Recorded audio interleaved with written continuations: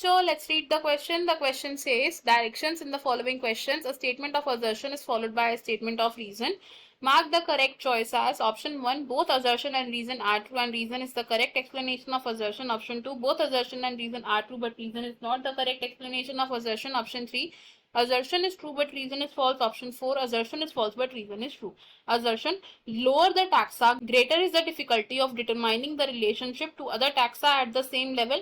Reason, as we go higher from species to kingdom, the number of common characteristics goes on decreasing.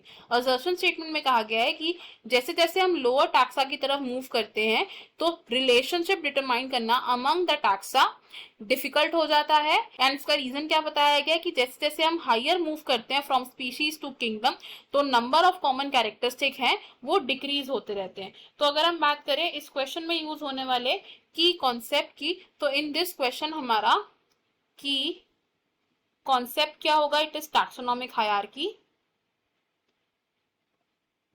Taxonomic hierarchy, organisms को जब हम classify करते हैं तो उन्हें हम डिफरेंट रैंक्स या फिर डिफरेंट कैटेगरीज असाइन करते हैं।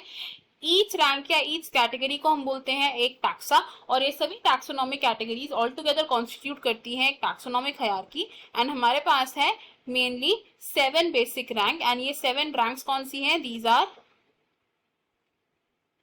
Kingdom, phylum, class, order, family, genus and basic rank क्या है हमारी? स्पीशीज। अब इस टैक्सोनॉमिक हायरार्की में से जो किंगडम है ये क्या है? It is the highest rank, और जो स्पीशीज है ये क्या है? It is the lowest rank. जो स्पीशीज है ये वो ग्रुप ऑफ इंडिविजुअल्स है जिसमें देयर इज मैक्सिमम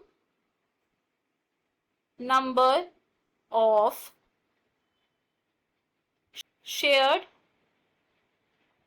कैरेक्टर्स, यानी कि एक स्पीशीज के जितने भी मेंबर्स हैं वो फंडामेंटल सिमिलैरिटीज को एग्जिबिट करते हैं। इनके बीच में सबसे ज्यादा नंबर ऑफ सिमिलर कैरेक्टर्स होते हैं as compare to the members of any other taxa.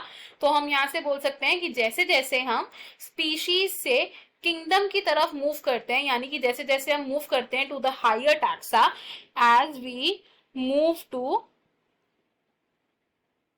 Higher taxa, तो उसकी वजह से क्या होता है? हायर टैक्सा में जब हम मूव करते हैं तो जो रिलेशनशिप है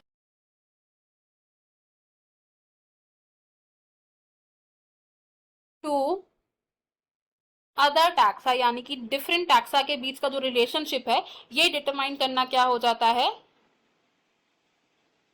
डिफिकल्ट हो जाता है। और ऐसा क्यों? बिकॉज जैसे जैसे हम हायर टैक्सा की तरफ जाते हैं तो जो नंबर ऑफ शेयर्ड कैरेक्टर्स हैं वो डिक्रीज हो जाते हैं। Why? Because number of shared या फिर सिमिलर कैरेक्टर्स क्या होते हैं? डिक्रीज हो जाते हैं as we move to higher taxa. तो अगर हम अपने असर्शन और रीजन स्टेटमेंट देखें, हम यहाँ से क्या बोल सकते हैं कि हमारा जो असर्शन स्टेटमेंट है ये रॉन्ग है, बिकॉज लोअर टैक्सा पर डिफिकल्टी नहीं होती है इन डिटरमाइनिंग द रिलेशनशिप।